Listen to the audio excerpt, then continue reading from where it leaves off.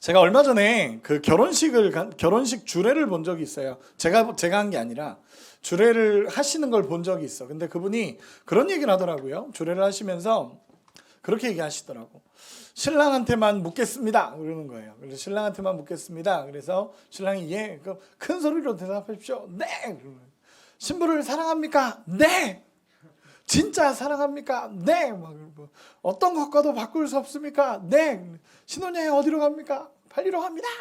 이렇게 엄청 크게 막 대답하는 거예요. 그러더니 목사님이 그런데 신랑 이 사실을 알아야 돼 라고 얘기하시더니 이 신부를 맞이하는 순간, 이 신부를 내가 성혼 선포를 하는 순간 당신은 이 신부 외에 다른 모든 여자는 인생에서 포기하는 거야 라고 얘기하시는 거예요.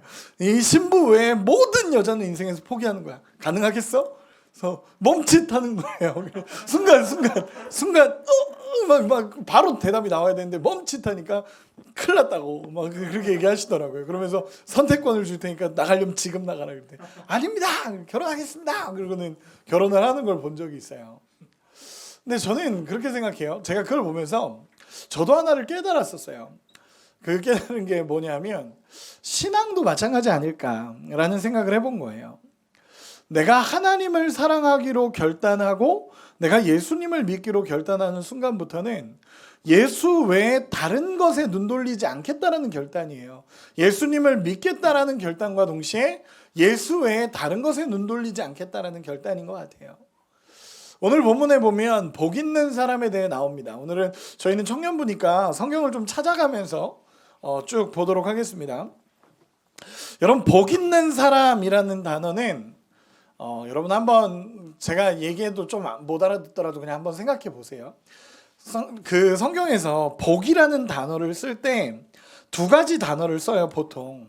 근데 어떤 첫 번째 단어는 뭐냐면 바라크라는 단어를 써요. 이 히브리어거든요. 바라크라는 단어를 쓰는데 이 단어가 뭐냐면 그냥 하나님이 축복하시는 거예요. 예를 들어서 태기에게 하나님이 태기야 내가 널 축복할게 그러면서 막 복을 주시기도 하시고 길을 열어주시기도 하시고 태기의 기도에 응답해 주시기도 하시고 그러는 것이 복이라는 개념이 하나예요. 그게 바라크라는 거예요. 그래서 창세기 1장에 보면 하나님께서 인간을 창조하시고 나서 내가 인간에게 하나님이 하나님의 형상대로 창조하시고 복을 주시며 그에게 이르시되 라고 할 때 이 복이라는 단어가 바라크라는 단어예요. 그래서 인간에게 복을 주시는 거예요. 하나님을 닮은 존재로서 복을 주면서 인간이 살아갈 수 있는 힘, 능력 이런 것들을 하나님께서 주시는 걸 복이라는 단어를 써요. 근데 오늘 본문에 나타난 복 있는 사람은 이라는 단어는 이 바라크라는 단어가 아니에요. 아샤르라는 단어거든요. 아샤르라는 단어인데 이 단어는 뭐냐면 관계 안에서 나오는 단어예요. 관계. 사는 그 관계 안에서 나오는 단어. 예를 들어서 우리 여러분들에게 여러분이 태어났는데 삼성가의 후계자로 태어났어. 그럼 여러분 좋아요, 안 좋아요? 주원이만 좋아요? 여러분 속마음을 얘기해 보세요. 여러분 안 좋아요. 오, 형석이 안 좋대요. 네, 부모님이 훨씬 좋죠. 아 그래요, 감사해요. 김민영 집사님한테 얘기해 드릴게요. 저를 보세요.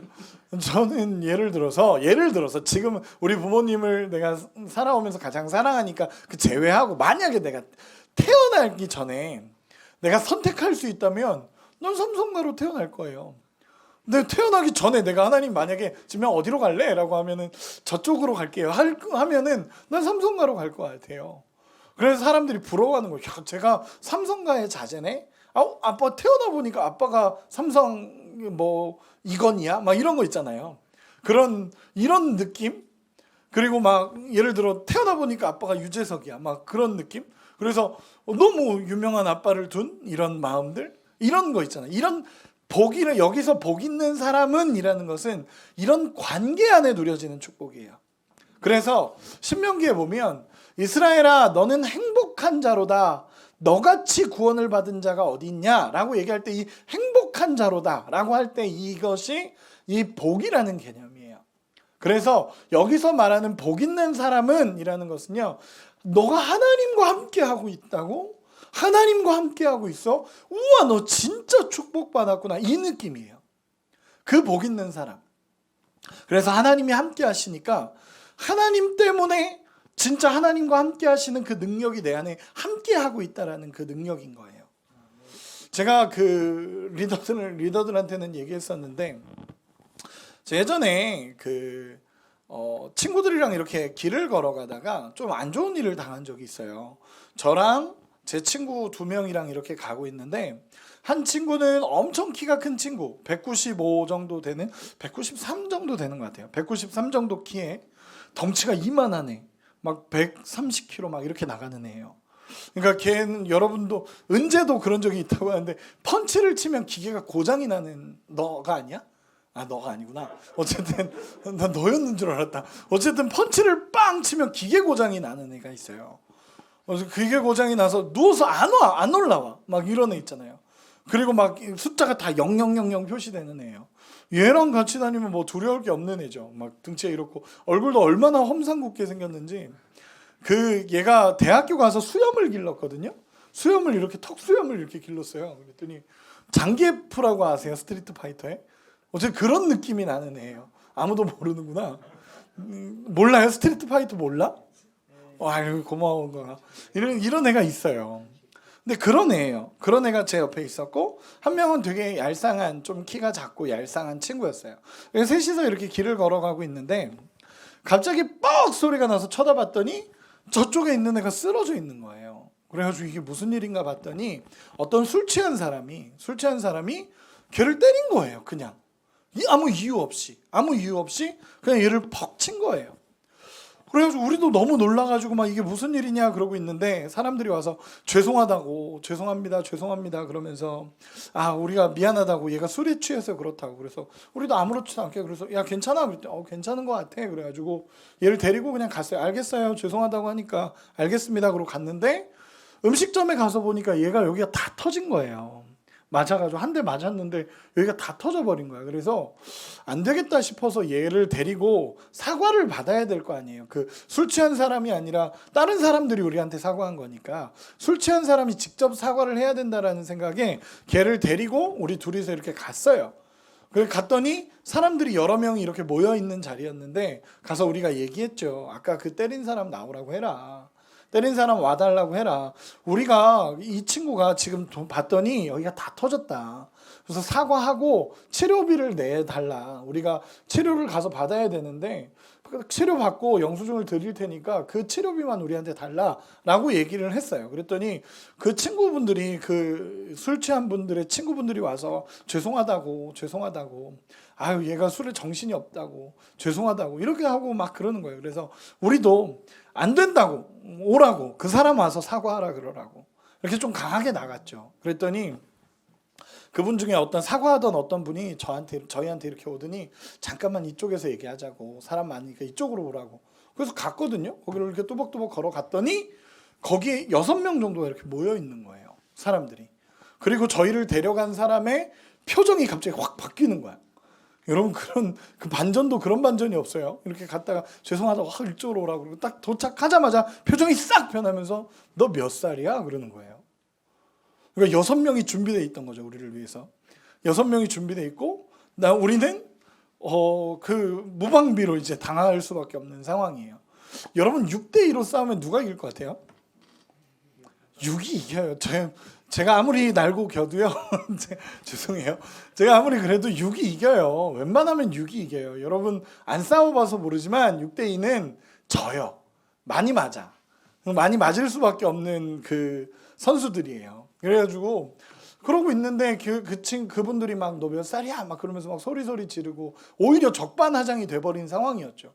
그래서 저도 이거는 불안하다. 여기서 큰 싸움이 나겠다라고 하고 이제 막 준비를 했죠. 진짜로 이제 라이트를 쳐야 되나 막 그러면서 이제 막 이렇게 뒤로 스텝 밟아서 이렇게 라이트를 치면 되겠다. 막 이런 생각을 하고 있었어요. 엄청 긴장하고 막 이제 이 사건이 벌어졌구나. 어쨌든 맞긴 맞겠다. 그러면서 막 생각하고 있는데 제 친구가, 그 등치 이만한 애가 옆에 있는 벽을 빵 쳤는데 엄청 소리 크게 빵 친 거예요.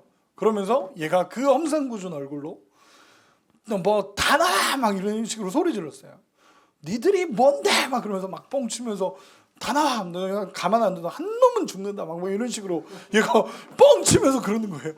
걔네도 다 쫄고 나도 쫄고 막 진짜 막 아수라장이었어요. 근데 그 사람들이 그 상황을 확 그거 느껴지는 거 있잖아요. 아, 기선이 제압됐구나. 우리가 이겼다라는 게 딱 느껴졌었어요. 그리고 그 사람들이 야 애들인데 그러면서 야 그냥 미안하다고 사과하고 끝내. 그러고는 그 사람들이 그 술 취한 분을 데려와서 미안하다고 하고 전화번호도 주고 이렇게 안전하게 끝났죠. 그날 이후로 저는 얘를 굉장히 존경하고 있어요. 이 친구를 굉장히 존중해요. 그래서 얘는 대단한 녀석이다 라는 생각을 했었죠. 제가 왜 이야기를 하냐면 이 친구와 함께 있으니까 너무 든든하게 아무렇지도 않게 지나가는 거예요. 이 친구와 함께 있으니까 이게 너무 쉽게 이게 다 무마된 거죠. 힘 있고 능력 있는 친구와 함께 있으니까. 여기서 복이라는 개념이 그런 거예요. 하나님과 함께 하기 때문에 누려지게 되는 하나님의 그 능력 안에 있는 것. 야, 너 진짜 좋겠다. 이게 복이에요. 여기서. 너 진짜 좋겠다. 네가 하나님과 함께 하고 있어? 정말 좋겠다. 라는 것이 여기서 말하는 아샤르라는 복이라는 개념이에요. 그러면 복 있는 사람, 이런 사람은 어떤 사람이 이런 사람이냐는 거예요. 어떤 사람이 이런 사람이냐라고 얘기했을 때 1절에 보면 이래요. 복 있는 사람은, 이런 사람은 악인들의 꾀를 따르지 아니하며 죄인들의 길에 서지 아니하며 오만한 자들의 자리에 앉지 아니하고. 첫 번째는 해야 할 것과 하지 않아야 될 것들을 구분할 수 있는 사람들이에요. 하지 말라는 거 3개. 그리고 2절에 오직 여호와의 율법을 즐거워하여 그 율법을 주야로 묵상하는도다. 해야 될 것 하나, 하지 말아야 될 것과 해야 될 것을 나눴어요. 그리고 하지 말아야 될 것들을 안 하는 게 복 있는 사람이고 해야 할 것을 하는 게 복 있는 사람이라고 성경은 얘기해요. 여러분들이 진짜 하나님과 함께 하고 싶으세요? 하나님과 정말 함께 걷고 싶다면 하지 말아야 될 것을 안 해야 돼요. 그리고 해야 될 것을 해야 돼요. 내가 따라야 될 것을 따르고 절대 따르면 안 되는 것은 안 해야 돼요. 그래야 진짜 복 있는 사람이 돼요. 진짜 하나님과 함께 하고 있어요. 자신이 있어야 할 것과 자신이 절대로 있으면 안 되는 것을 구분할 줄 아는 사람이에요. 내가 해야 될 말과 절대로 하면 안 되는 말들을 구분할 줄 아는 사람이 복 있는 사람이라고 성경은 얘기하는 거예요. 그런 사람에게 하나님이 함께 하시겠다라고 하나님이 함께하는 복이 누려진다라는 거예요. 그럼 우리가 오늘 본문에서 살펴볼 것은 하나예요. 뭐냐면 여러분, 죄인의 방식을 따르지 마세요. 첫 번째는 죄인의 방식을 따르지 마세요. 세상의 방식을 따르지 말고 하나님의 방식을 선택할 줄 아는 사람이 돼야 돼요. 죄인의 길에 오만한 자의 자리에 앉지 않는 것이 복이에요. 하나님이 하지 말라 그런 거 하지 마세요. 그래야 복 있는 사람이 되어져 가요. 그러면 해야 될 건 뭐냐? 여호와의 2절 우리 같이 한 번만 읽어봅시다. 2절이에요. 여러분 이 말씀을 여러분들 마음에 좀 많이 새겨두세요. 2절 같이 읽읍시다. 시작. 오직 여호와의 율법을 즐거워하여 그의 율법을 주야로 묵상하는도다. 아멘. 한 가지를 할 줄 알아야 되는데 그게 뭐냐면 여호와의 말씀을 즐거워하며 주야로 묵상하는 거예요. 여러분 여호와의 말씀을 즐거워하는 거예요. 여기서 주야라는 것은요. 문자 그대로 밤과 낮을 가리키기도 하지만 주야라는 건 성공할 때도 힘들 때도도 얘기를 하는 거예요. 즐거울 때도 슬플 때도 여러 가지 의미를 갖는 거예요. 그러면 여러분들에게 이렇게 얘기하는 거예요. 여러분들이 힘들든 즐겁든 성공했든 실패했든 아픈 일이 있든 기쁜 일이 있든 상관없이 여호와의 말씀을 내 마음속에 두는 거예요. 여러분 그게 복 있는 사람의 모습이라는 거예요. 여러분들에게 문제 하나 냅시다. 지난주에 나는 오늘 청년부 예배에 왔다. 지난주에 청년부 예배 참석했다. 손 들어보세요. 좋아요. 내릴게요. 난 지난주 말씀이 기억이 난다. 그래요. 한 10%로 줄어들었어요. 네, 내릴게요. 영재 목사님 지난주에 뭔 얘기했어요? 무슨 말씀 전했어요? 야, 그래 본문만 기억해도 성공이다. 좋아요. 학생부에는 전멸했거든요. 학생부는 뭐지? 막 그러고 있었거든요. 여러분 맞아요. 말씀을 즐거워하며 주야로 묵상하는 것이 우리가 해야 될 일이라고 성경은 분명하게 얘기하고 있습니다. 그러면 오늘 제가 얘기하고 싶은 게 뭐냐면 묵상이 뭐냐는 거예요. 오늘 얘기하고 싶은 게 그 얘기하고 싶은 것의 핵심이 묵상이라는 거예요. 여러분 묵상이 뭐예요? 묵상하다. 우리 청년 리더들 큐티 매일 하고 있습니다. 묵상하는 거죠. 이 어원이 여기에요. 하가라는 단어인데 큐티의 어원이 하가라는 단어예요. 여기서 묵상하다라는 게 이제 큐티의 어원입니다. 그러면 이 묵상이라는 게 뭘까? 묵상하는 게 뭘까? 주원아, 묵상하는 게 뭘까? 말씀을 기억하고 따라 사는 것. 어휴, 거의 정답에 근접하게 얘기를 했어요. 고마워요.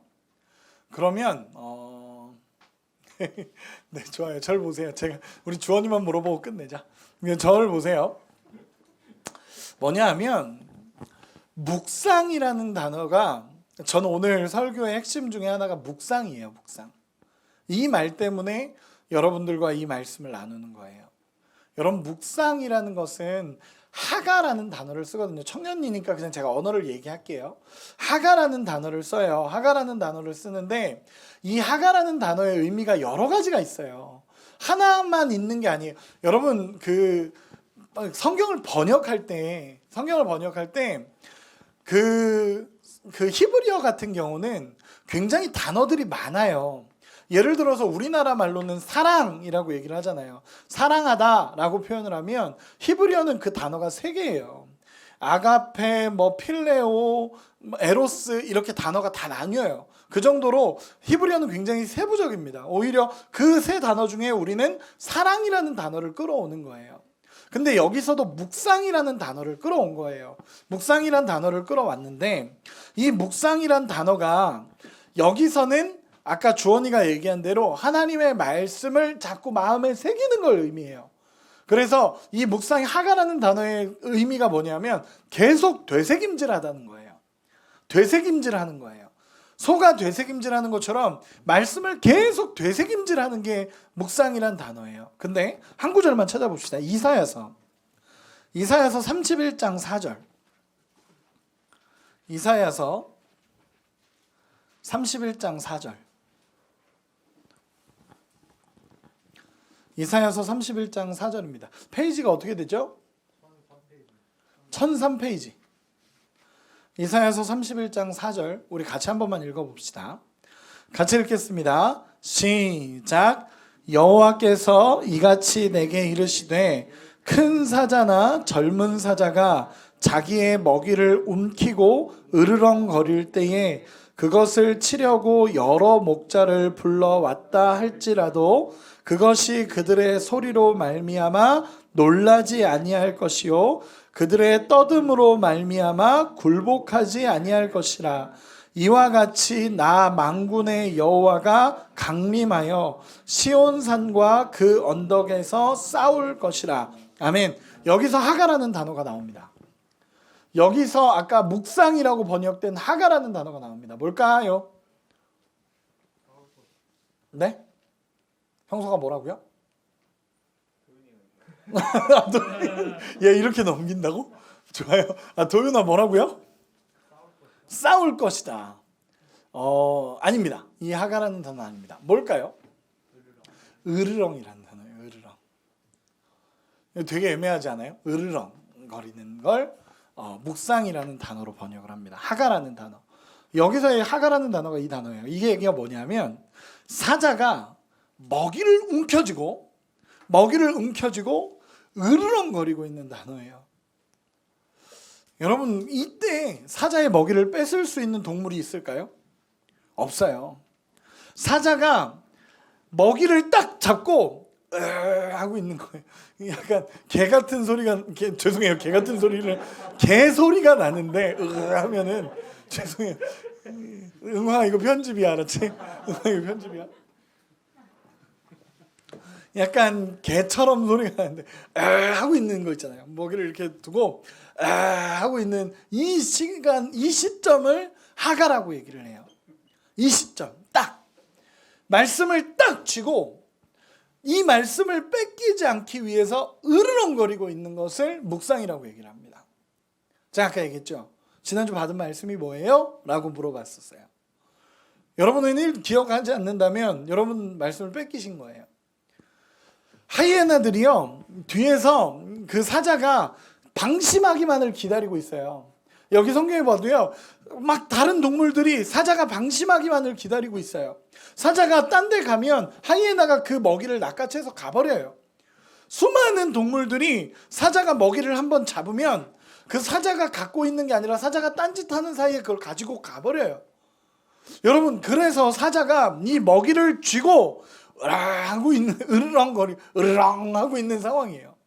그 상황에서는 절대로 말씀을 안 뺏겨요. 으르렁거리면 말씀을 안 뺏겨요. 그 상황에서 사자에게 달려들 동물이 어디 있어요? 달려들었다간 그냥 먹이가 되는 거죠. 그냥 끝나는 거죠. 으르렁거리고 있으면 누구도 못 뺏어요. 근데 사자가 잠깐 방심하는 거야. 이렇게 먹이를 두고 있다가 잠깐 딴 데 이렇게 돌아보면 가지고 가버리는 거예요. 여러분, 이 사자가 웅크리고 있는 상태를 묵상이라고 얘기하고, 여기서 방심하는 것을 우리는 말씀을 뺏겼다라고 표현하는 겁니다. 여러분, 묵상이라는 건요, 내가 말씀을 지키고 내가 딱 내 마음에 두고 이 말씀대로 살기 위해서 으르렁거리고 있는 상태를 얘기해요. 여러분, 포인트들이 많아요. 우리가 예를 들어서 사단은요, 지금 우리 말씀을 뺏으려고 몸부림쳐요. 사단은 얘가 예를 들어 준하가 은혜를 받았어. 주일날 은혜를 받았어. 근데 은혜를 받았는데 와, 진짜 하나님의 은혜 내게 주셨지. 그러고 집에 갔는데 준서가 형을 열받게 하는 거야. 그래서 준서한테 막 욕하고 그래 때리고 끝났어. 그럼 말씀이 사라진 거예요. 내가 받았던 말씀이 어디 갔지? 뺏긴 거예요. 없어진 거예요. 내가 은혜를 많이 받았어. 그리고 밖에 딱 나갔는데 내가 정말 싫어하는 사람이 딱 내 앞에 나타난 거야. 그리고 정말 비꼬듯이 너 예배 드렸냐? 막 이런 한마디만 하더라도 그 마음이 갑자기 팍 상하고, 야, 쟤는 이러면 안 되는데. 쟤는 진짜 별로다. 그러고 가다 보면 말씀이 사라져 버리는 거예요. 없는 거야. 내가 말씀을 받았는데 없는 거야. 너무 이상한 거죠. 예배 드릴 때는 은혜를 막 경험해. 그리고 내가 진짜 결단하면서 하나님 앞에 이렇게 살아야지. 집에 가면 사라져 버려요. 그 중간에 없어지는 거야. 여러분, 어떤 사람은요, 이 하나님의 말씀을 듣고 그 말씀을 마음에 새기고 그렇게 살고자 몸부림치는 사람들이 있어요. 이 사람들은 말씀을 뺏기지 않는 거예요. 이 말씀을 뺏기지 않는 거예요. 그리고 정말 몸부림치면서 사는 거예요. 하나님이 나에게 말씀하셨던 이 하나 붙잡고 끝까지 살아가는 거예요. 제가 예전에 얘기한 적이 있죠. 제가 가수를 준비하다가 교도소 갔던 친구, 가수를 준비하다가 교도소를 가게 됐고, 폭행 사건이 있어서 교도소에 가게 됐고 2년 동안 이제 복역을 하게 됐죠. 교도소 복역을 하게 됐죠. 그래서 어쨌든 폭행 사건이 있었고 걔는 복역을 했고 가수로서의 생명은 끝났습니다. 그 가수로서의 생명이 끝나버렸어요. 그리고 걔는 복역하는 동안에 교도소에서 복역하는 동안에 자살 시도도 했었고요. 여러분 연습생을 7년을 했어요. 연습생을 7년을 했고 진짜 연습생 생활을 정말 많이 했고, 그런데 순간의 실수로 어떤 친구가 자기한테 막 까분다고 때리고 쌍방으로 이렇게 싸웠는데 그쪽 집안이 워낙 좋은 집안이었어서 얘가 완전히 다 씌워졌죠. 쌍방폭행이라고 나왔는데 얘는 복역을 했어요. 그러니까 말도 안 되는 상황에 있었죠. 그것도 법정 구속돼가지고 법정에서 그대로 끌려갔었어요. 근데 그런 상황이었는데 어쨌든 걔는 가수로서의 생명이 끝나버린 거야. 더 이상의 가수로서의 생명도 없고. 여러분, 만약에 얘가 가수로 떴는데 그 복역 사실이 드러나 봐요. 그럼 얘는 그냥 매장당하는 거예요. 그래서 소속사에서도 얘를 그냥 이제 내쳤죠. 소속사에서도 계약 해지했고 모든 게 끝났어요. 그리고 얘가 감옥에서 참 힘든 시간을 보냈었죠. 근데 저한테 편지가 왔었어요. 저한테 편지가 갑자기 거기서 청주 뭐해서 이렇게 온 거예요. 그래서 봤는데 걔가 교도소에 있다고. 저는 걔가 군대 간 줄 알았거든요.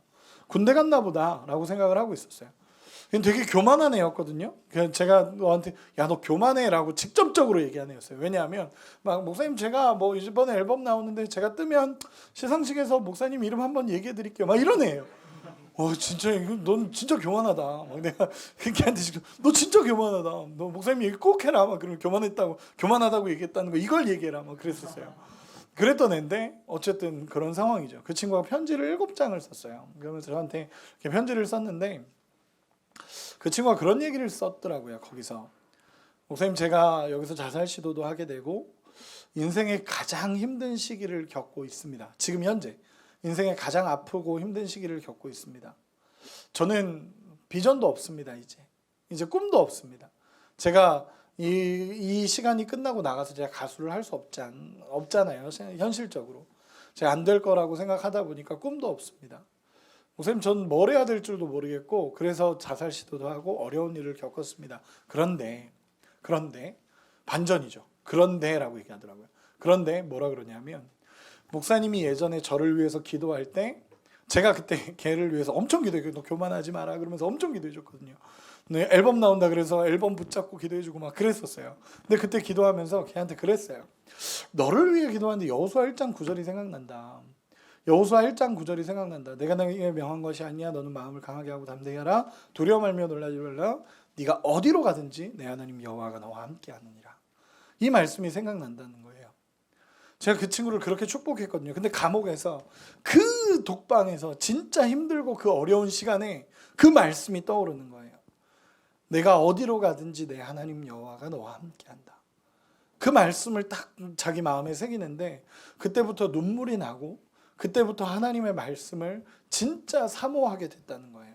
그리고 그 친구가 그 말씀을 붙잡고 2년을 버텼어요. 그리고 지금은 출소했고 출소해서 만나서 얘기도 하고 그랬어요. 출소하고 나서 지금은 찬양을 녹음하고 있어요.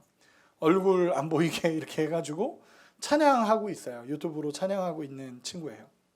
제가 그 모습을 보면서 마음이 정말 찡하면서 동시에 하나님이 이 친구를 만나시는구나라는 생각을 했어요.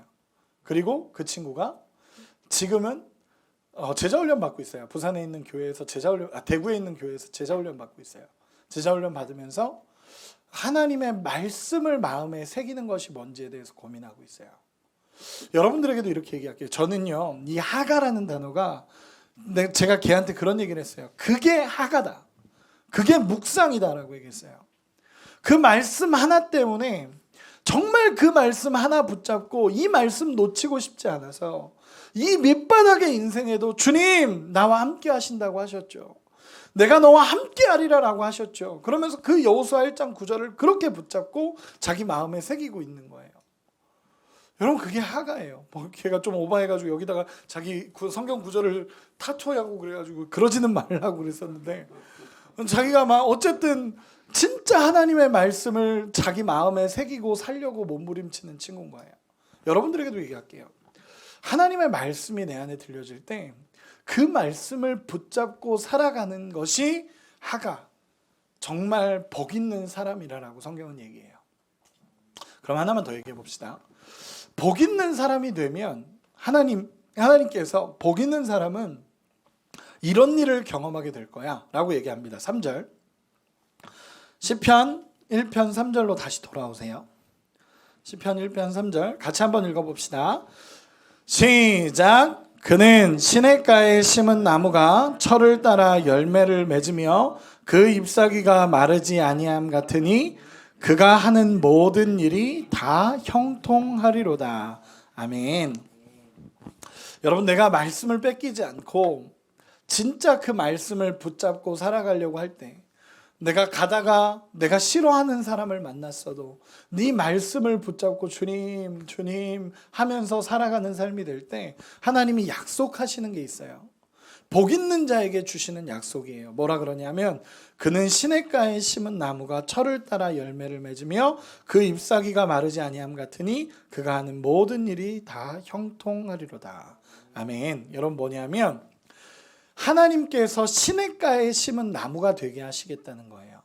하나님이 시냇가에 심은 나무가 되게 한다. 여러분 그 당시 팔레스타인 땅은요 가문 땅이에요. 가뭄이 있는 땅이에요. 근데 이 나무가 자랄 수 없는 땅이야. 근데 그 나무가 시냇가에 심겨진다는 거예요. 이 얘기는 뭐냐면 그 나무가 시냇가에 심겨졌다는 건 물을 끌어당긴다는 거예요. 나무가 풍족한 물을 끌어당기니까 이 물로서 쫙 채워지니까 열매가 맺어지기 시작한다는 거예요. 쭉쭉 열매가 맺어지는 거예요. 복 있는 사람은 시냇가에 심은 나무가 되게 하신대요.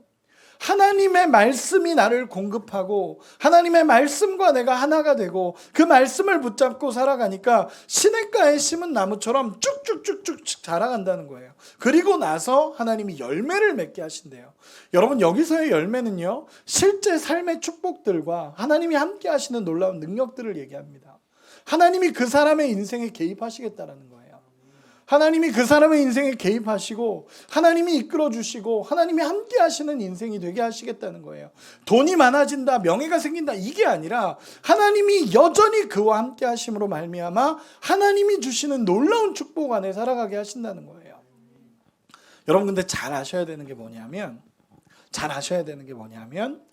순서가 바뀌면 안 돼요. 열매를 보는 인생이 돼서는 안 돼요.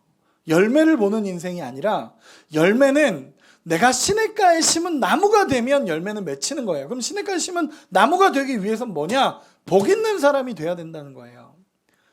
여러분 해야 할 것과 하지 말아야 될 것을 구분할 줄 알고 가야 할 곳과 절대로 가면 안 되는 곳을 구분할 줄 알고 내가 진짜 있어야 할 자리와 절대로 있으면 안 되는 자리가 구분돼서 하나님 내가 하나님의 뜻대로 살겠습니다라고 결단하는 사람, 그리고 말씀을 내 마음에 새겨서 진짜 이 말씀 안 놓치려고 평생을 붙잡고 살아가는 사람을 하나님 보신다는 거예요. 하나만 더 물어볼까요? 여러분 2022년도 시작하면서 말씀 카드 뽑으셨죠? 내 말씀 카드를 나는 지금도 기억하고 있다. 전 이 손 못 들고 있어요. 저 내려요. 여러분 물론 이거는 제가 그냥 던진 질문이에요. 그냥 던진 질문인데 나에게 하시는 말씀, 이 말씀 카드를 얘기하는 게 아니에요. 나에게 하신 말씀, 지금 오늘 설교를 듣다가 내게 하신 음성이라면 붙잡으세요. 그리고 그 말씀 안 놓치려고 매일매일이라도 하세요. 저도요 지금도 제 메모장에 보면은 성경 구절들이 써 있어요. 제 메모장에 보면 성경 구절들이 막 써 있어요. 제가 오늘 받은 말씀을 거기다 기록을 해놓고 지금도 외우려고 막 해요. 하나님 앞에서 이 말씀 안 놓치려고. 여러분 그런 인생이 복된 인생이고 그런 인생을 하나님이 끌어가시는 형통함이 있다라고 성경은 이야기합니다. 그리고 이 시편을 기준으로 해서 또 다른 똑같은 말씀이 나와요. 예레미야 17장 한 구절만 더 봅시다. 예레미야 17장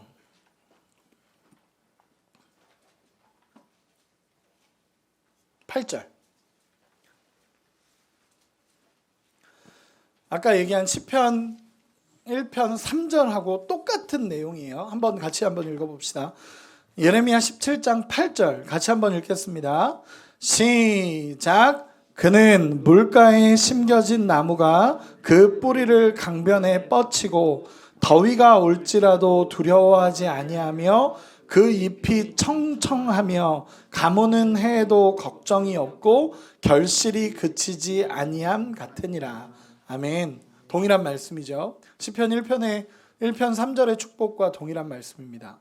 근데 시편 1편에서는 복 있는 사람은 이라고 하면서 여호와의 율법을 묵상하는 자로다라고 표현했는데 예레미야 17장 7절 제가 읽어드릴게요.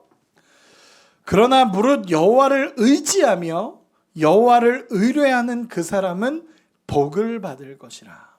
아멘. 똑같은 거예요. 복 있는 사람은 여호와의 율법을 즐거워하며 주야로 묵상합니다. 묵상이라는 것은 그 말씀을 끝까지 붙잡는 것을 의미한다라고 얘기했어요. 근데 오늘 그 본문을 이어서 똑같이 얘기하는 게 뭐냐면 여호와를 의지하고 의뢰하는 것이 복 있는 사람이다라고 얘기해요. 다시 얘기해 볼게요. 연결해서 하나님의 말씀을 붙잡는 것이 여호와를 의지하면서 하는 거예요. 여러분 결론을 얘기해 볼게요. 하나님의 말씀을 내 마음에 새기며 사는 것이 여호와를 의지하며 사는 거예요. 여호와를 의지해라. 뭔가 구체적이지 않아 보이지만 여호와를 의지하라는 것은 하나님의 말씀을 내 마음에 새기고 절대로 이 말씀을 떠나지 않으려고 몸부림치는 것. 이 말씀 없이는 살아갈 수 없다라고 고백하는 것. 그게 여호와를 의지하는 삶입니다. 여러분 그렇게 살아가는 인생이 되기를 소망합니다. 우리 찬양 중에 그런 찬양 있죠. 주님을 사랑하는 기쁨을 그 즐거움을 빼앗기지 않게 하소서. 맞아요. 여러분 그 즐거움을 빼앗기지 않게 하나님을 붙잡는 거예요. 나를 주님 앞에서 멀리하지 마시고 주의 성령을 거두지 마옵소서. 하나님, 내가 그 하나님의 성령을 의지하며 살아갑니다. 여러분 정말 믿음의 선배들, 정말 우리가 믿음으로 살아가는 사람들의 정말 그 간절함은 뭔지 아세요? 이 말씀이 내게서 떠나지 않게, 하나님 이 말씀을 내가 붙잡게 하나님 인도해 주시옵소서라는 고백입니다. 결론을 맺겠습니다. 여러분 해야 할 것과 하지 말아야 될 것, 있어야 할 것과 잊지 말아야 될 것, 이 내가 그 봐야 될 것과 보지 말아야 될 것, 정말 내가 가야 될 곳과 절대로 가면 안 되는 것을 구분할 수 있는 사람이 복 있는 사람입니다. 그런 은혜가 있기를 소망합니다. 여러분 죄인의 법을 따라가지 마세요. 하나님의 법을 따라가는 인생이 되기를 소망합니다. 두 번째, 말씀을 생명처럼 여기세요.